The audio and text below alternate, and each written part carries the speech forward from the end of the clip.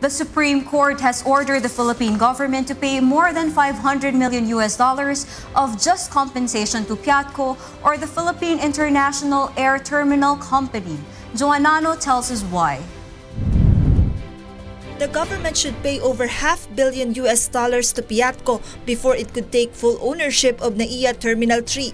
PIATCO, a private consortium, secured a concession agreement for the construction of NAIA 3 in July 1997. But the contract was nullified in 2002 because of its violation of anti-dummy law. In 2006, a PASE RTC authorized the government to take over of the terminal. Hence, the issue of its ownership has reached the Supreme Court.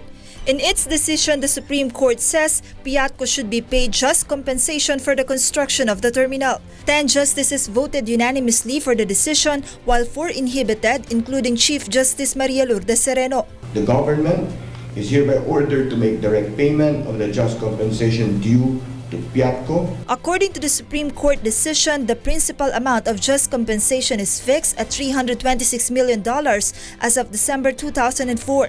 $59 million will be deducted from this amount, corresponding to the amount already paid by the government. Hence, a balance of $267 million remains.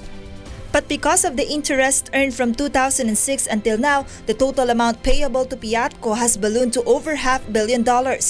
Aside from this, the government has to pay an annual interest of $16 million until the just compensation is paid in full. Meanwhile, the Supreme Court said the government can take control of NAIA 3 even before the full payment of the just compensation to PIATCO.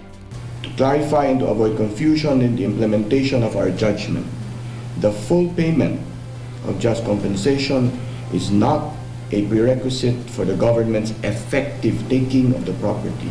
Furthermore, the High Court ruled that the government has the authority to take control of the terminal, but it must indemnify PIATCO. It is for this reason that the government is being ordered to pay interest on the principal amount of the just compensation awarded to the company. The decision is not yet final and the government may seek its reversal. Joan Nano reporting for YN News.